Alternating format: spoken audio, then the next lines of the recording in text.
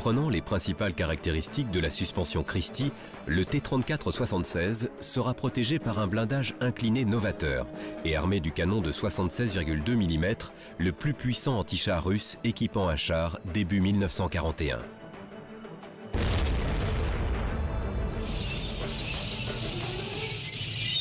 Comme les KV-1 chars lourds et KV-2 véritables blocos sur chenilles, ils constitueront une très mauvaise surprise pour les panzers allemands. Alors, le T-34 fait déjà école dans les rangs allemands et donne naissance au char Panther.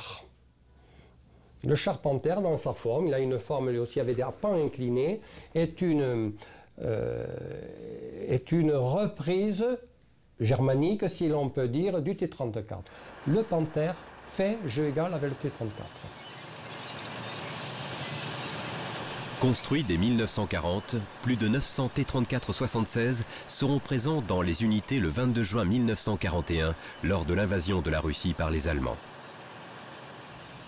Au départ, il y a eu deux versions principales. Il y avait le T-34-76 équipé d'un canon de 76,2 mm. C'est celui que les Allemands affrontent en 1941. C'est un char qui vient à peine de sortir d'usine l'année précédente. 1 millier sont en service à ce moment-là. Le T-34-76 va constituer tout au long du second conflit mondial l'ossature de l'armée blindée soviétique. Avec sa variante finale, le T-34-85, il sera numériquement le char russe le plus construit de la Deuxième Guerre mondiale. Lors de la guerre russo-finlandaise et pendant l'invasion de la Pologne en 1939, tout l'arsenal blindé soviétique, du BT au KV, sera utilisé au combat. Le T-34 s'inscrit dans le prolongement d'un type de char russe donné, c'est les BT-2, BT-5, BT-7. BT, c'est-à-dire bistro-tank, char rapide ou tank rapide. Ce sont des chars qui sont montés sur un train chenillé de conception américaine, système Christie, avec les grandes roues placées l'une à côté de l'autre. Ce sont des chars rapides et on attend du T-34 qui en est l'héritier direct. On en attend également un engin souple, rapide et puissant. L'utilisation de tous ces blindés en opération a montré clairement que certains véhicules seront totalement dépassés et que les autres demandaient soit à être améliorés, soit à être eux aussi remplacés. De plus, dans le courant des années 30, Russes et Allemands collaboraient étroitement et ces derniers avaient coutume d'utiliser les terrains russes d'entraînement de Kazan pour tester leurs futurs chars. Ceci permettra aux Russes d'être au courant des derniers modèles de chars allemands produits jusqu'en 1939. Les Russes étaient donc parfaitement au courant des performances de leurs futurs adversaires. Les Russes possédaient ainsi toutes les données nécessaires à l'élaboration d'un char apte à contrer efficacement les panzers allemands. Le Panzer III, ainsi que le B1 bis français et le Matilda anglais seront ainsi étudiés. Déjà construit, le Panzer IV était cependant encore un secret à cette époque. Le char idéal devra donc aller plus vite que le Panzer III, être mieux blindé que le Matilda I et plus puissamment armé que le B1 bis. Le T-34 est, au moment où il sort, certainement le meilleur char du monde. Pour différentes raisons. Il y a déjà sa forme, une forme trapézoïdale qui le rend moins vulnérable au coup. Une forme très particulière que n'ont pas les autres blindés qui sont pratiquement tous à angle droit. C'est le cas des chars allemands, les Panzer III et IV en particulier. Le futur char sera rapide, particulièrement en tout-terrain, utilisera une suspension performante, disposera d'un blindage incliné novateur et emportera en tourelle un puissant canon anti-char de 76,2 mm. Grâce à toutes ces informations, le prototype du T-34 allait voir le jour au début de l'année 1940. La production en masse débutera et lors de l'invasion de la Russie par les Allemands en juin 1941, près de 900 nouveaux T-34 avaient été livrés aux troupes russes.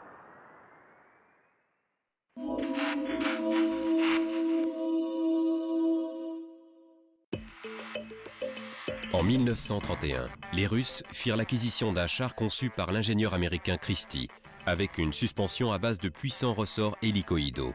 Cela conférait au véhicule une grande souplesse en tout terrain. Cette suspension très performante était l'un des grands atouts du T34-76.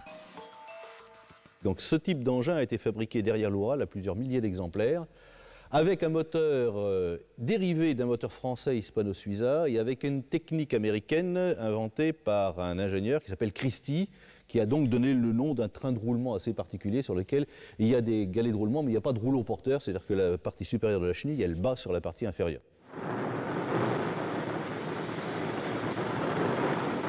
Le châssis, ayant fait ses preuves, sera réutilisé pour de nombreux autres véhicules blindés ultérieurs. Le moteur du T34-76 est un dérivé d'un moteur hispano-suiza, dont la licence avait été vendue aux Russes au début des années 30. Ce moteur diesel de 12 cylindres en V développait 500 chevaux et permettait au char d'atteindre 50 km/h sur route et 37 km/h en tout terrain. La boîte de vitesse sera une copie améliorée de celle du vénérable FT-17 français. Un jeune ingénieur, Kochkine, sera chargé dès 1936 de réaliser le T34-76 en utilisant tous ces éléments divers. Aidés de l'ingénieur Morozov, ils vont aboutir en 1940 au T34-76 final. Ce char est équipé d'un moteur diesel, c'est un V12 de 500 chevaux qui lui confère un excellent rapport puissance-poids. Le char pesait 26-28 tonnes pour 500 chevaux. Pour la même masse, la puissance des chars allemands était moindre, c'était des moteurs à essence. Alors ça faisait des atouts, c'était un char donc souple, rapide, il atteignait quand même ses 50 km/h, facile à construire, char rustique. Les possibilités de franchissement du T34-76 sont très correctes.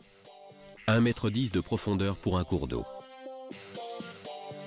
90 cm de hauteur pour un obstacle vertical. 2,50 m de coupure en largeur. Il pourra aussi monter une pente d'environ 35%. Le train de roulement comportera 5 roues doubles à bandage caoutchouc de chaque côté. Sur les modèles ultérieurs, des roues totalement métalliques seront installées. Le barbotin situé à l'arrière entraînait la chenille et la poulie de tension se situait à l'avant. Il est monté sur des chenilles larges et la chenille du T34 fera jusqu'à 50 cm de large, ce qui permet surtout dans la steppe russe, partant boueux, partant humide, cela lui permettait de passer partout, ce qui n'était pas le cas des chars allemands qui avaient des chenilles étroites. Les larges chenilles du T34-76 lui assuraient une grande stabilité au sol en tout terrain et lui permettaient d'évoluer facilement, même en terrain difficile. La partie vulnérable d'un char, entre guillemets, c'est la chenille, dans la mesure où si vous passez sur une mine et que la chenille saute, vous ne pouvez plus avancer. Votre voiture, avec un pneu écrevable, peut encore faire quelques kilomètres. Un char, si la chenille est cassée, ne peut pas fonctionner. Donc la plupart des engins blindés, et ça reste juste valable même sur la MX-30 français et même sur le Leclerc, vous avez un certain nombre de patins de chenille qui sont mis sur le devant ou sur les côtés pour pouvoir aider au rechenillage et à la réparation de la chenille. Bon, ça a un autre aussi avantage, c'est que l'effet qui se coule, c'est que ça aide à la protection. C'est-à-dire que plus vous ajoutez de métal contre les projectiles qui risquent de vous arriver dessus, plus vous êtes protégé, ça va de soi. La tourelle initiale du T34-76 est très reconnaissable à son masque de canon arrondi. Plusieurs autres modèles de tourelles, dont une hexagonale, seront installés par la suite sur le T34-76. La tourelle du T34-76 était assez exiguë et était occupée par seulement 2 hommes au maximum.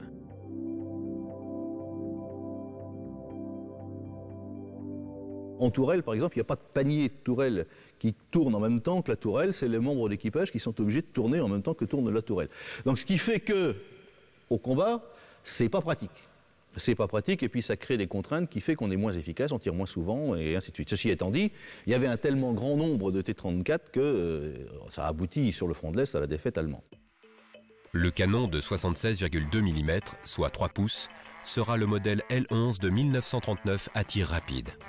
Il sera changé sur les modèles ultérieurs par un canon de même calibre, mais plus performant, le F-34 long.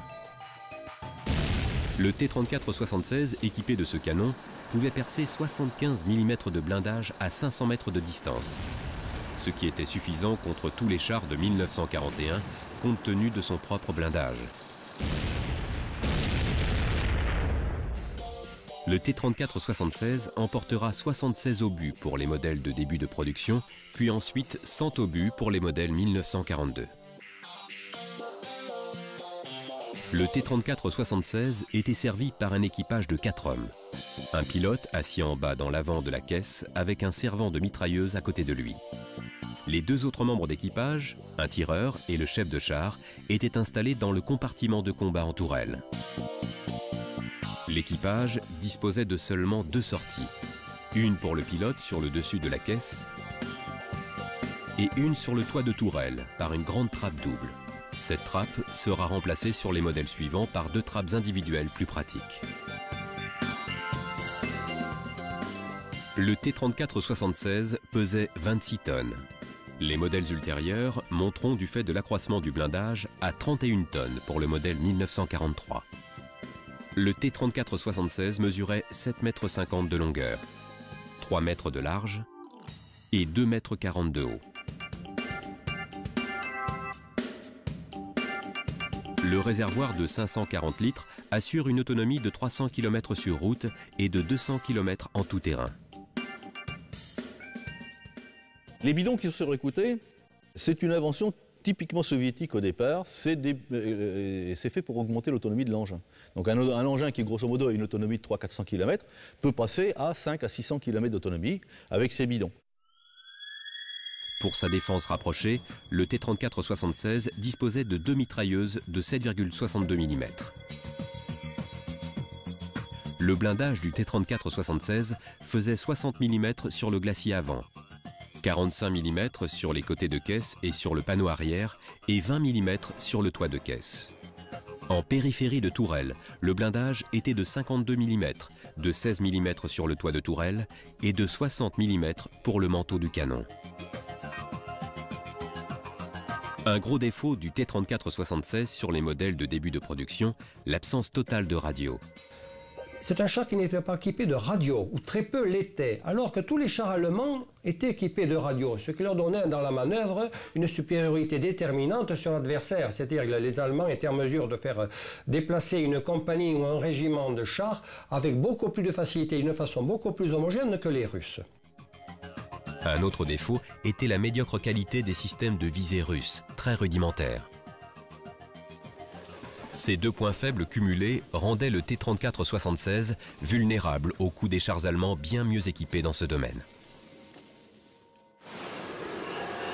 La production en masse sera lancée fin 1940. 117 chars seront produits cette année-là. 3014 en 1941, 12 533 en 1942, 15 712 en 1943 et 3 723 en 1944. Au total, plus de 35 000 chars T-34-76 auront été produits pendant la Seconde Guerre mondiale. Pour l'anecdote, des T-34-76 seront fabriqués sous le nez des Allemands pendant toute la bataille de Stalingrad dans l'usine de tracteurs. Les chars sortaient d'usine et allaient directement au combat quelques minutes plus tard.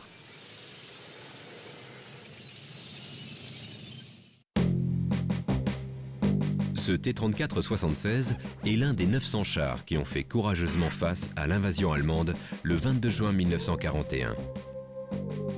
Récemment livré, il ne porte aucun marquage distinctif sur sa peinture verte uniforme. Malgré ses qualités, il ne survivra pas aux premières semaines de combat.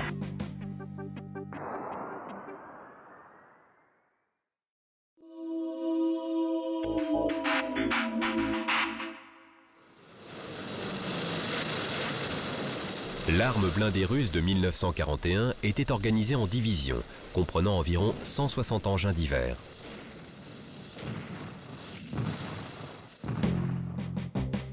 Fin 1942, l'arme blindée sera réorganisée en brigades plus mobiles à 2 bataillons, chacun comportant une compagnie de chars légers T-60 ou T-70 et 3 compagnies de chars moyens T-34-76. Les compagnies de T-34-76 comprendront 9 engins répartis en 3 sections de 3 chars, plus un char de commandement. 5 chars T-34-76 de plus seront affectés au commandement de chaque bataillon.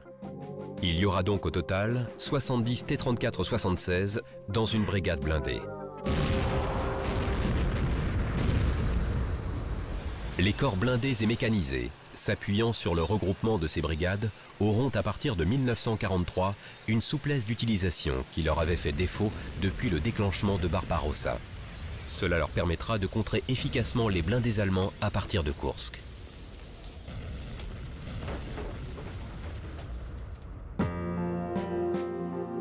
Le 22 juin 1941, l'Allemagne lançait ses panzers à l'assaut de la Russie. Presque 3000 chars allemands du Panzer I au Panzer IV se sont rués vers l'Est. Environ 13 000 chars russes leur faisaient face, dont près de 900 chars T-34-76. Après 5 mois de combat et plus de 11 000 chars russes détruits, Kiev, Smolensk, Kharkov et Minsk étaient tombés. Les Allemands se trouvaient aux portes de Moscou et de Leningrad. La route du Caucase et de Stalingrad était ouverte.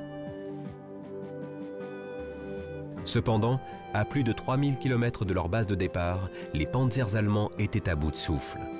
Les températures avoisinant les -30, la mécanique délicate des panzers posait de graves problèmes d'entretien.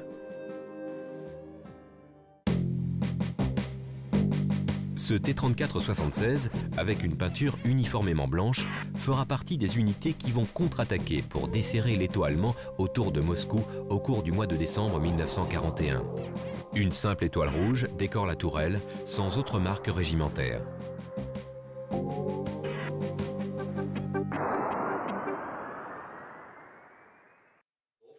Pourriez-vous nous dire quelle sensation ressent le tankiste lorsqu'il entre dans un char?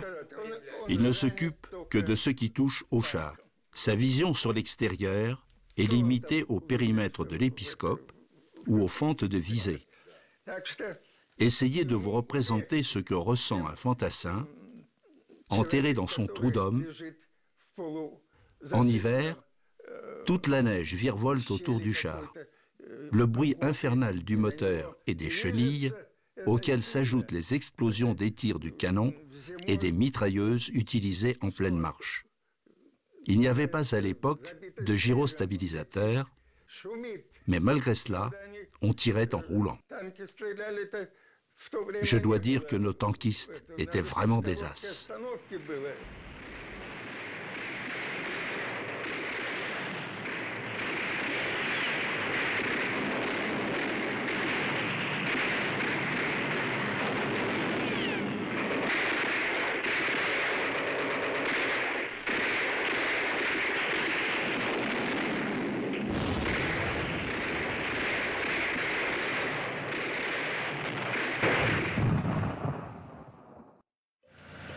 C'est à ce moment que Staline a jeté dans la bataille ses réserves stratégiques venues d'Orient, dont plus de 1000 chars T-34-76 sortis des usines récemment transférées derrière l'Oural.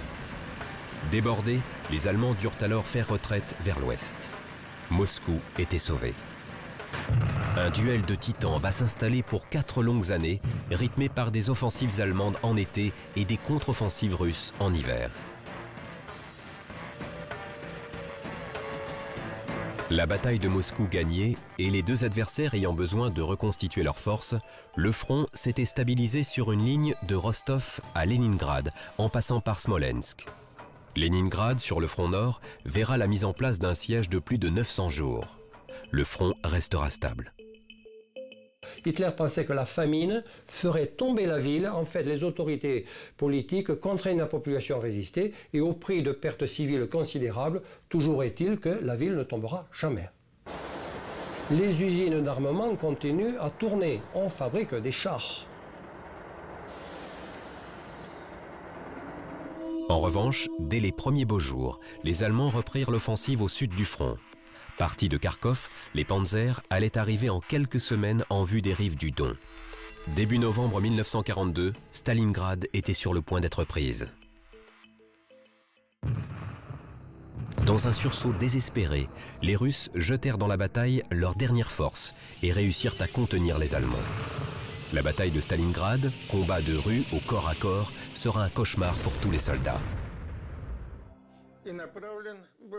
En 1942, nous nous sommes retrouvés sur le front de Stalingrad. Nous avons participé au combat de Kotelnikovo, puis, l'encerclement de la ville étant devenu effectif, nous avons été engagés contre la 4e armée allemande, commandée par le général Hoth. Cette dernière se dirigeait vers Stalingrad afin de briser notre encerclement et libérer la 6e armée allemande du maréchal von Paulus, prisonnière dans Stalingrad. Nous avons réussi à rompre tous les assauts des troupes de Hoth et sommes partis à sa poursuite dès la fin des combats.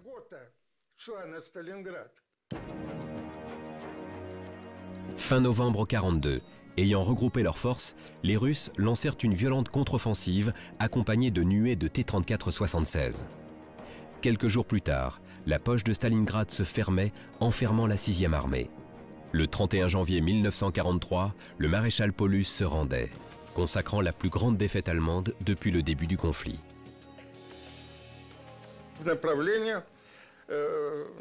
Après Kotelnikovo, nous avons été dirigés sur Rostov-sur-le-Don. Les combats ont été très durs et menés par des froids de -40 et des vents soufflant sur la steppe.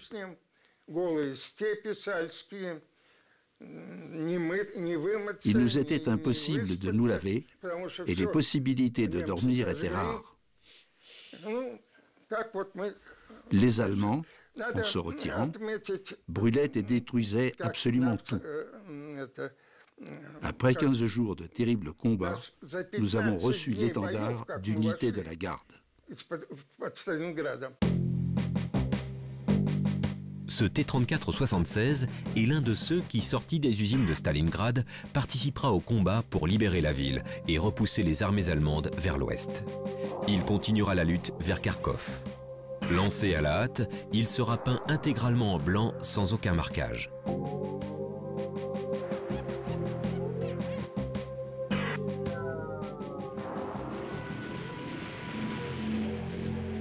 Après le désastre de Stalingrad, les forces allemandes furent forcées de reculer jusqu'à Kharkov.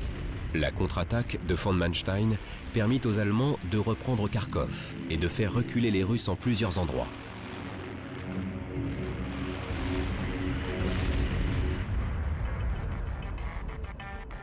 Un saillant dans le front allait se former et deviendra célèbre, Koursk. Le 5 juillet 1943, 2700 panzers se lançaient dans une offensive en tenaille destinée à fermer le saillant de Koursk. Les Russes, ayant anticipé l'offensive, avaient préparé une défense anti-chars en profondeur.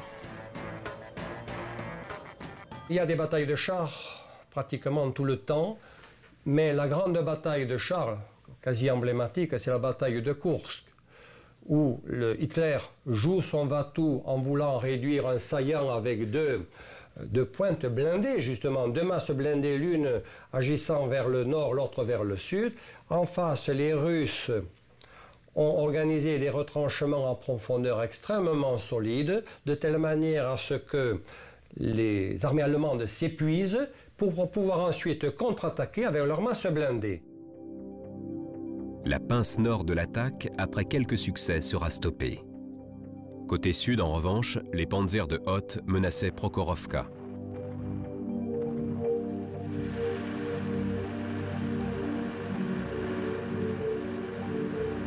Le 12 juillet, la plus grande bataille de chars de l'histoire débutait. 1000 chars de part et d'autre. T-34-76 côté russe, Panzer IV, Panther, Ferdinand et plus de 100 nouveaux Tigre 1 côté allemand.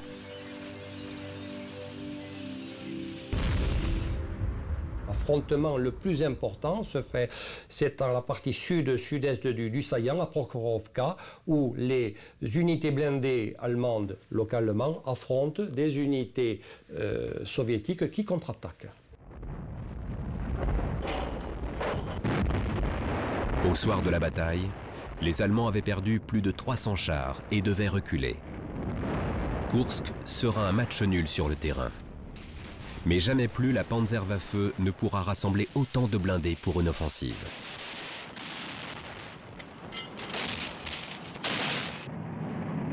Les Russes devaient cependant trouver une parade au nouveau Panzer.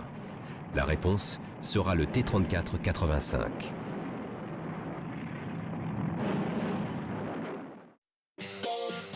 Utilisant la même caisse, le même train de roulement, les mêmes chenilles et le même moteur que le T-34-76, le T-34-85 sera doté d'un canon anti-char plus puissant de 85 mm, destiné à contrer les nouveaux chars Tigre 1 et Panthère.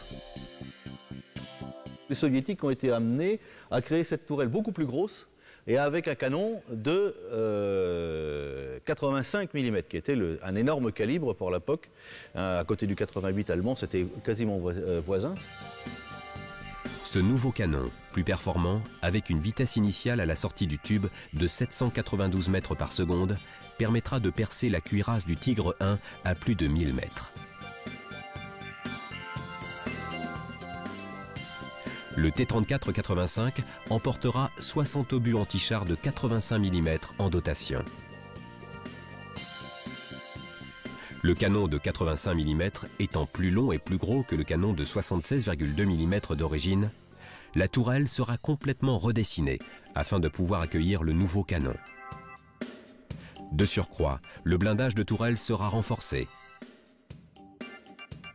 Le T-34-85 était servi par un équipage de 5 hommes. Donc ici, vous avez un pilote, un aide-pilote remplaçant, mitrailleur lorsque les deux y sont. Vous avez un tireur qui ne sert qu'à tirer, un chef de char et l'intellectuel du groupe qui servait à mettre les obus dans le canon qu'on appelle le chargeur et qui de temps en temps s'occupait de la radio. L'équipage disposait de seulement 3 sorties. Une pour le pilote sur le dessus de la caisse et 2 sur le toit de tourelle par 2 trappes individuelles. Le T-34-85 pesait 32 tonnes. Il mesurait 8,15 m de longueur, 3 mètres de large, 2,72 m de haut.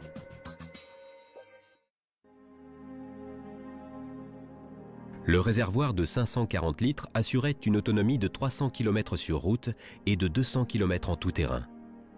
Comme le T-34-76, le T-34-85 disposait de 2 mitrailleuses de 7,62 mm.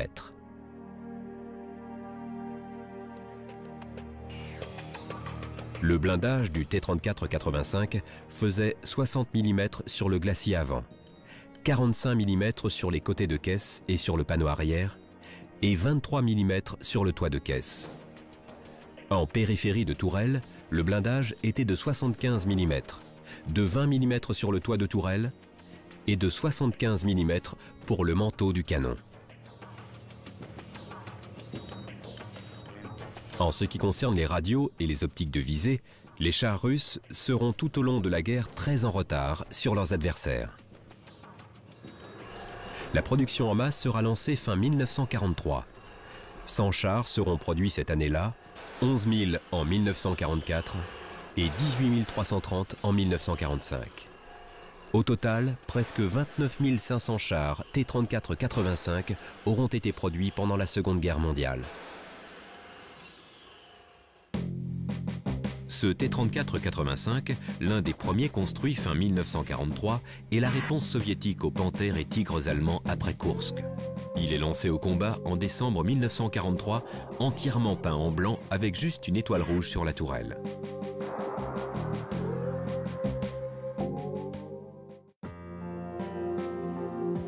Début 1944, une grande partie de l'Union soviétique avait été reconquise. Les Allemands reculaient partout. Les offensives menées par des nuées de T-34 et les premiers chars lourds JS-1 allaient conduire à la libération vers l'été 1944 de la totalité du territoire russe. Le long siège de Leningrad était terminé. Les Allemands allaient bientôt combattre sur leur propre sol.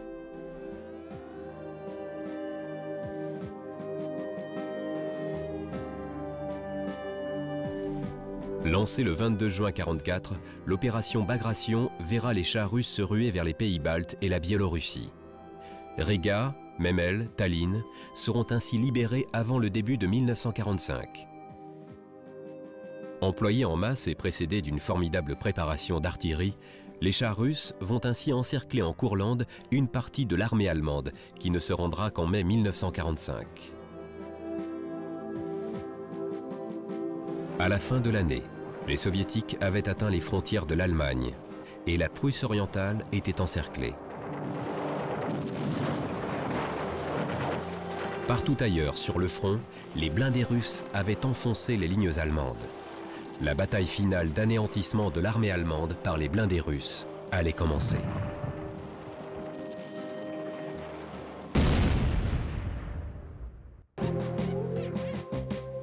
Ce char est l'un des nombreux T-34-85 qui ont participé à l'opération Bagration au début de l'année 1944. Ce nouveau modèle de char, équipé d'un canon performant, va permettre à l'armée soviétique de percer le front allemand et de se ruer vers Berlin.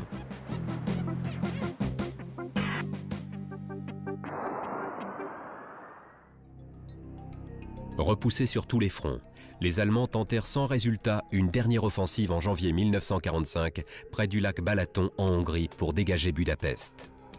Décimant les dernières unités blindées allemandes, cette offensive fut un échec. Les combats de début 1945 en Allemagne permirent à l'armée russe d'avancer vers l'ouest et d'encercler la capitale hitlérienne à la mi-avril 1945. La bataille de Berlin allait commencer. Ce T-34-85, totalement peint en vert, porte sur la tourelle, peint en rouge, l'un des nombreux slogans patriotiques que l'on peut voir sur la plupart des chars soviétiques. Za Rodinu signifie « pour la patrie ». Ce char participera à la bataille finale de Berlin.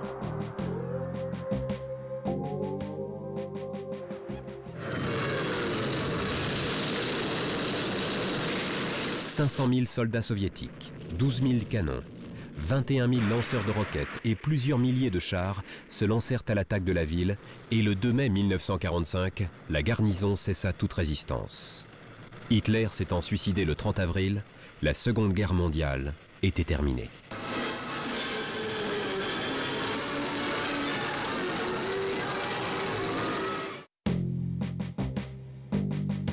Les T-34-76 et T-34-85 seront largement utilisés par la suite dans beaucoup de pays.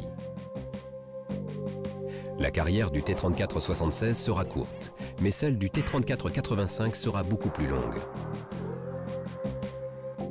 Cet engin a eu une très très longue carrière. On en a même retrouvé dans la prise de Saïgon par les Vietnamiens du Nord dans les années 70 contre les Américains. On en retrouve même en Irak pendant le premier conflit d'Irak dans les années 93. Et donc cet engin a été très, très répandu dans le monde. On en retrouvera combattant en Corée contre les Américains, pour réprimer le printemps de Prague en 1956, et quelques exemplaires seront encore utilisés sur le sol africain, en Angola et pendant le conflit yougoslave des années 80. L'Union soviétique l'utilisera pendant toute la guerre froide, et il sera peu à peu remplacé par les nouveaux chars T-54 au sein des divisions blindées soviétiques d'après-guerre. Après la guerre, on construira pendant jusqu'en 1964 le T-34. Il donne naissance à deux modèles de chars de la guerre froide, le T-54-55 et le T-62. Il n'y a qu'à regarder le train de roulement, c'est à quelque chose près le même. La tourelle va changer, ce sont des tourelles coulées. La pièce qui armera cette tourelle sera beaucoup plus puissante et tirera beaucoup plus loin. Mais la caisse de base, c'est celle du T-34. C'est un char qui connaît une fortune considérable, au moins comparable à celle du Sherman.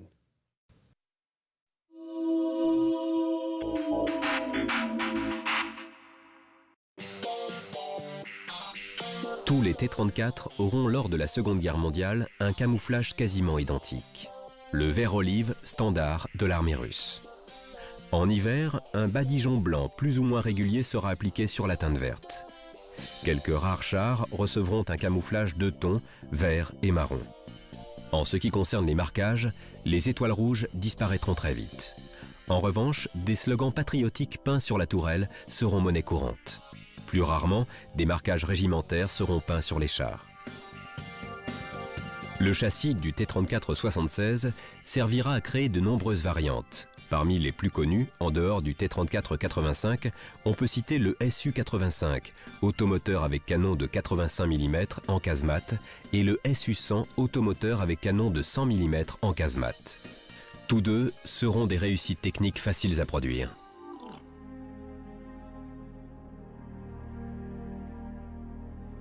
Il est possible de voir un T-34-76 et deux T-34-85 en bon état au musée des blindés à Saumur.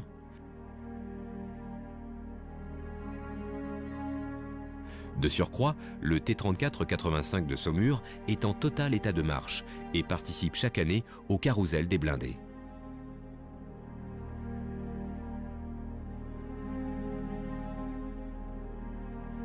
Un autre T-34-85 en bon état est visible à Bruxelles, au Musée royal des armées, avec cependant une décoration rose un peu exotique.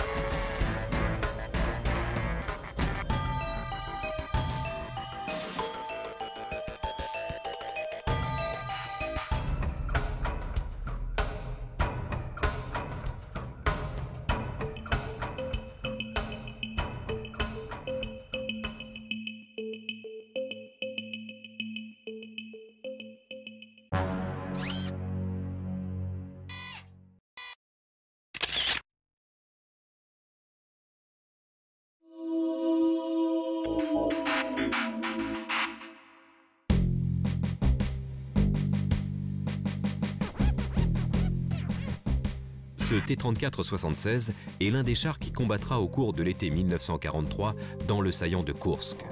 Il va participer à la plus grande bataille de chars de l'histoire, près de Prokhorovska. Il sera opposé aux Tigres et aux Ferdinands allemands.